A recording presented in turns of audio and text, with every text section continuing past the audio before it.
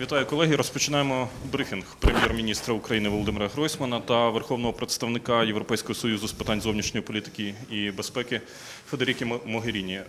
Коротко по формату нашої роботи. Спершу вступні слова від учасників брифінгу і потім, з огляду на лімітований час, ви матимете змогу поставити одне запитання до Прем'єр-міністра і одне запитання до пані Могеріні. Прошу, Прем'єр-міністр України Володимир. Дякую. Доброго дня всім. Я радий вітати високого представника Федеріко Могеріні в Україні, в Києві. Це наша друга зустріч за останніх 3 місяці. Сьогодні ми обговорили стан справ щодо імплементації угоди про асоціацію з Європейським Союзом, окреслили плани на 2018 рік. Good afternoon, dear ladies and gentlemen. I would like to welcome once again High Representative of the European Union here in Ukraine. It's already the second time that we meet over the previous 3 months.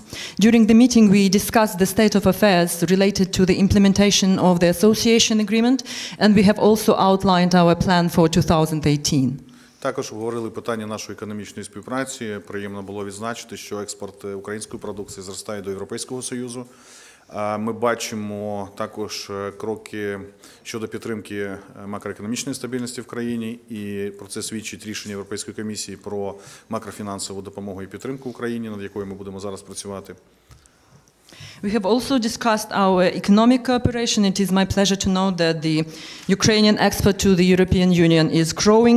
In addition, we are also grateful to the European Union for supporting the macroeconomic stability of Ukraine, which is evidenced by the decision taken by the European side as to the new microfinancial assistance to Ukraine.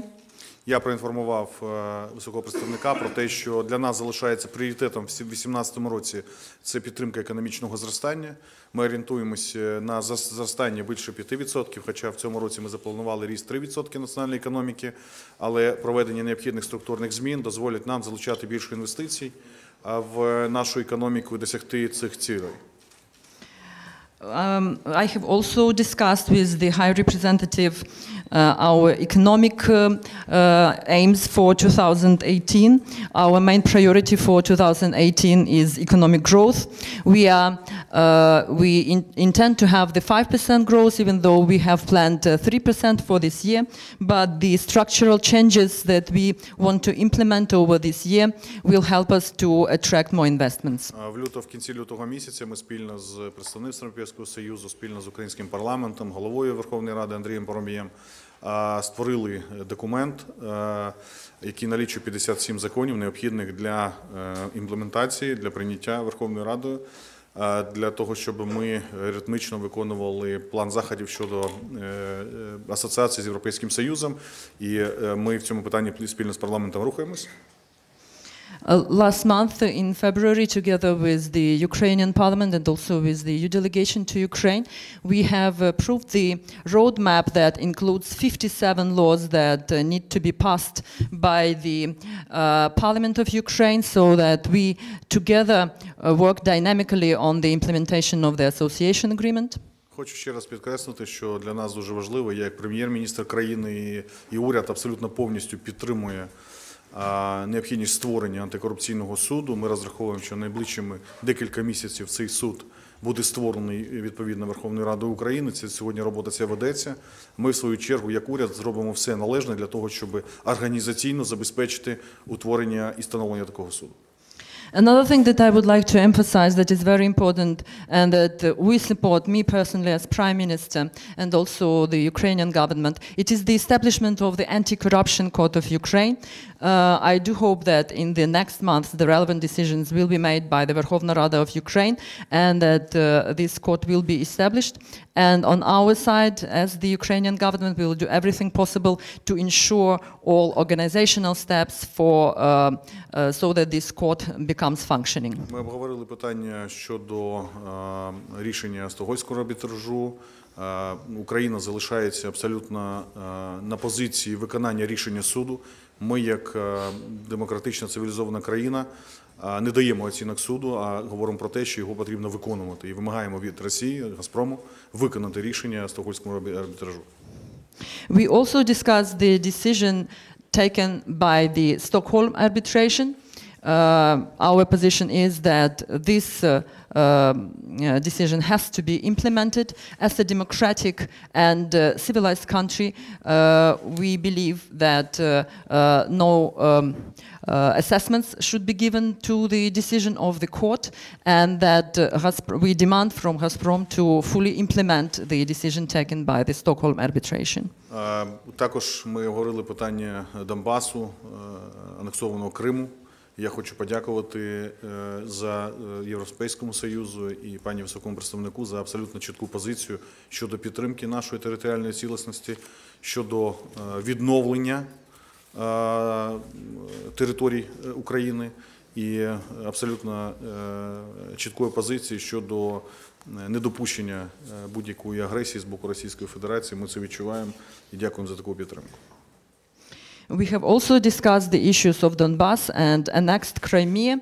I would like to thank the European Union and the High Representative for the consistent support to Ukraine's territorial integrity and restoration of Ukraine's territory, as well as the clear position on non-acceptability of the aggression coming from the Russian Federation. I want to thank the European Union and the High Representative once again for this position. Ну і в червні місяці у нас відбудеться друга конференція по реформам в Україні, яка перша була в Лондоні в 2017 році, друга в Копенгагені. Я запросив пані Могеріні взяти участь в цій конференції і переконаний у тому, що це буде дуже результативний захід. Дякую. And I would like to say that in June we expect to have our second conference on reforms. The first took place in London in 2017, and I have invited Mrs. Mogherini to participate in this conference. I think that it will be very important for Ukraine. Thank you very much. Thank you very much, Mr. Prime Minister. It is a pleasure, first of all, to meet you again. Indeed, we meet very often and regularly, and it is always a pleasure to exchange with you, especially on our common work on the reform path for Ukraine and Ukrainians. It is my fifth time in Kiev, I think the third as High Representative, and it is always a pleasure to be back. Even if we always take opportunities to meet in Brussels or elsewhere. But it is the first time I visit here since our association agreement and the visa-free travel to Europe for Ukrainian citizens entered into force last year. And we worked very hard together to achieve these two successes. And I think the main message today for us is that we build on these successes, we consolidate results, and we continue to work together as closely as possible to further strengthen the European Union-Ukraine relationship. So the first clear message I bring is a message of continued support from the European Union side, both on the territorial integrity and the sovereignty of the country. I'll come back to this in a moment. And on the reform process that the Ukrainian citizens want to see and expect from the government, and on which you have personally done so much and continue to do so much. And I would like to express my support, my recognition, my admiration for your determination in moving forward the reform agenda in this country. We've seen a lot of progress in very important and necessary sectors of reforms. Today we looked at how these reforms are advancing, like we did at the Association Council we jointly chaired in December in Brussels, and that was an extremely positive council. Many reforms like decentralization or healthcare or pensions touch directly the lives of Ukrainian citizens, and I would like again to commend your personal commitment, Mr. Prime Minister, and the work your government is doing under your leadership in taking them forward. We are there to support you step by step, and we will continue to be at your side in the most consistent way we can. The European Union is Ukraine's partner and strongest supporter in striving to build a stable, prosperous democracy and economy. I would like to stress this point because I know this is essential for the everyday life of Ukrainian citizens.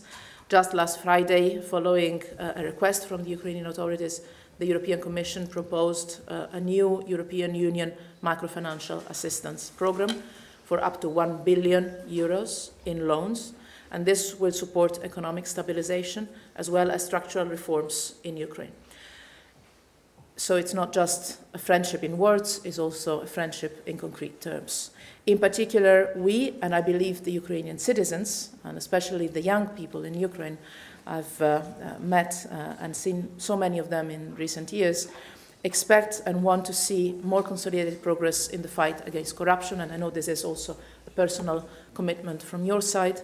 The anti-corruption institutions, as we discussed and as we agreed, must be allowed to do their work independently, with enough powers and resources to investigate, prosecute, and eventually ensure the conviction of those responsible for corruption. As we discussed and as we agreed with the Prime Minister, we are saying really things in an identical manner in this respect. Oh, sorry, do you have to translate? Yes. Sorry. No problem. Please. Я хочу подякувати вам, вельмишановний пане прем'єр-міністре. Дійсно, ми з вами регулярно зустрічаємося, і ми сьогодні мали також можливість обговорити наші спільні зусилля, які стосуються руху України на шляху реформ, які є надзвичайно важливими як для країни, так і для українців. Я вже 5-й раз в Україні, 3-й раз як високий представник Європейського Союзу. Дійсно, ми з вами також зустрічалися і в Брюсселі, але я вперше в Україні після того, як набула чинності повністю угода про асоціацію, і, зокрема, і безвізовий режим із Україною.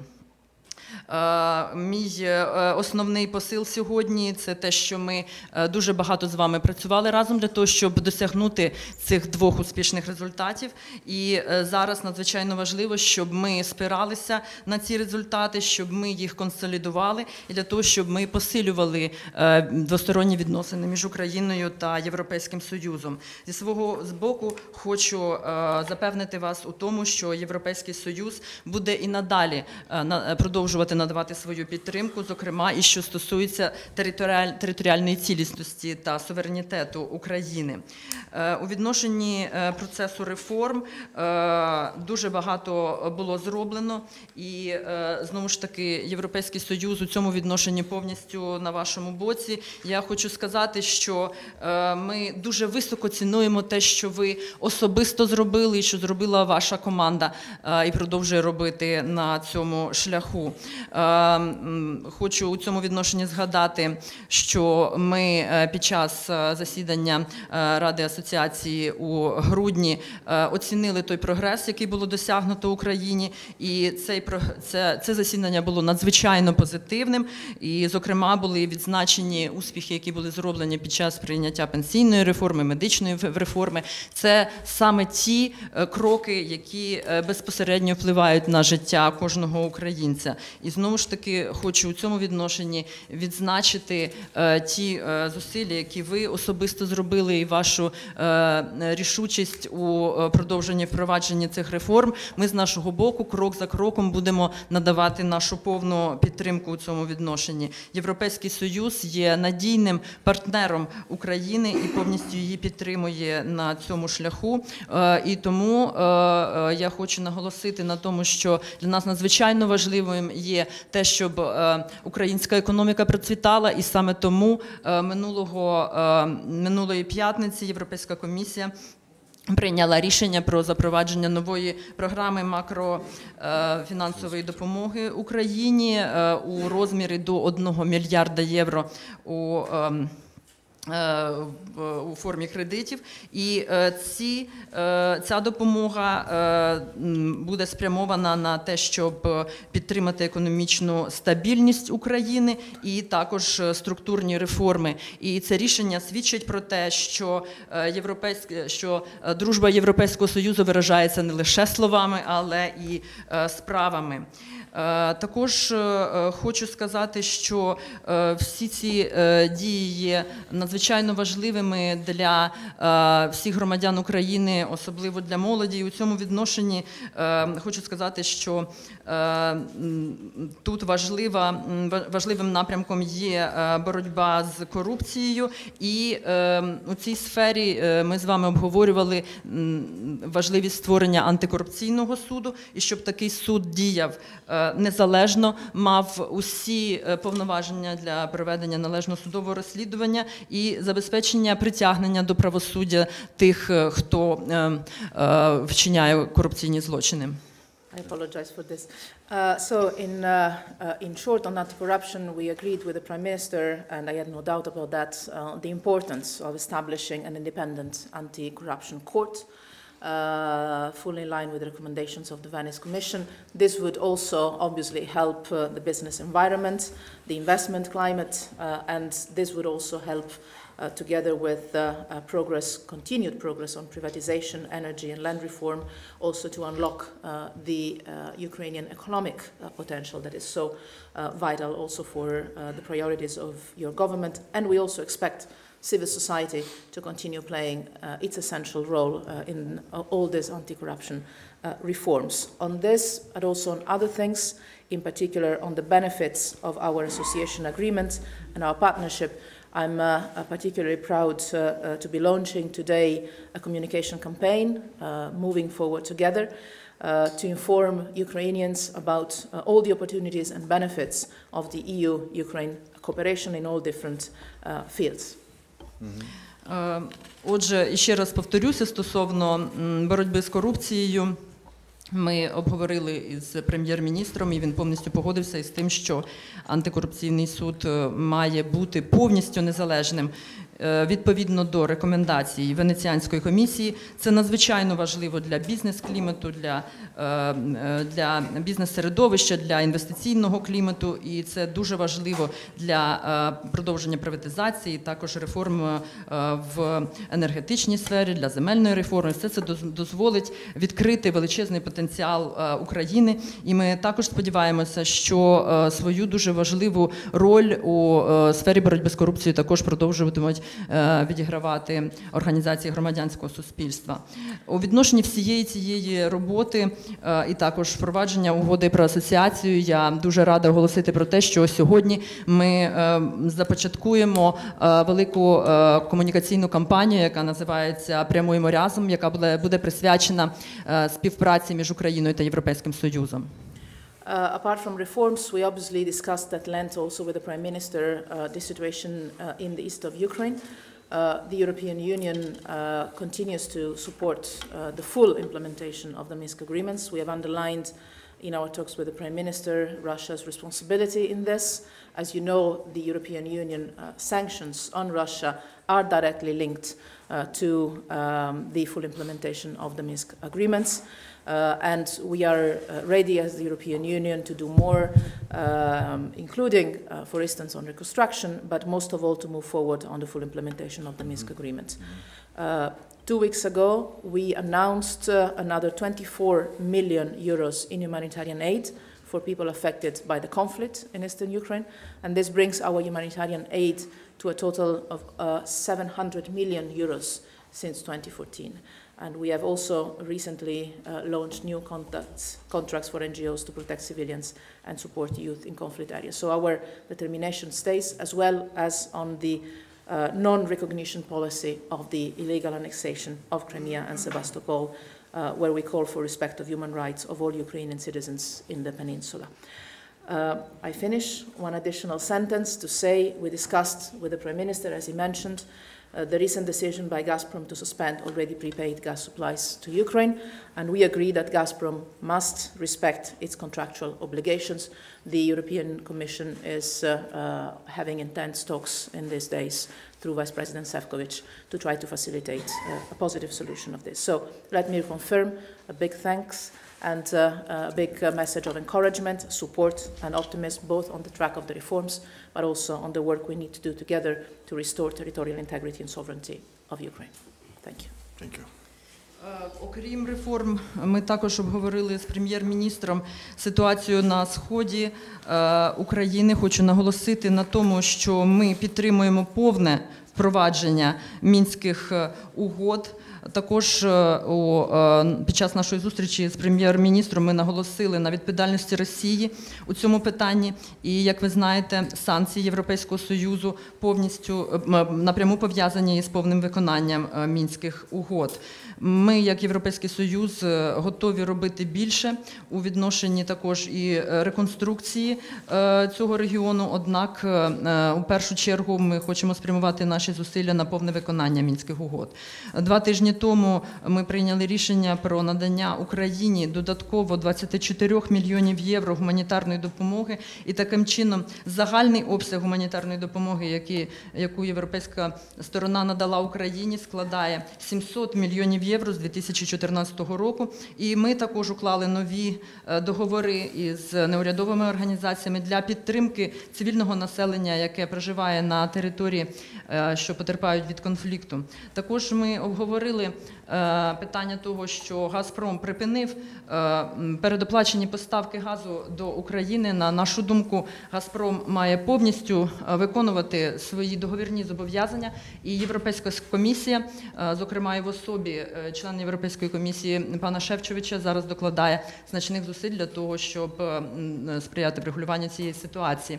Тому на цьому я хотіла би завершити, і хочу сказати на завершення наші слова підтримки і заохочення до подальшої роботи як щодо реформ, так і до відновлення територіальної цілісності України. Дякую вам. Колеги, маємо дуже мало часу, тому запитання перше до прем'єр-міністра одне, і потім одне запитання до пані Могеріні. Dear colleagues, we are very short of time, so one question to the Prime Minister and one question to Mrs. Mogherini.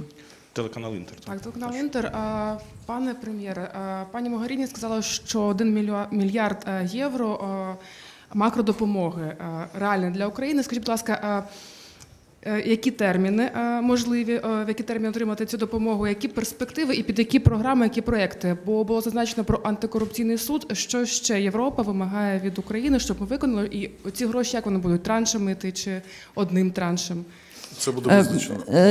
Dear Prime Minister, there is Mrs. Mogherini has mentioned 1 billion of macro-financial support.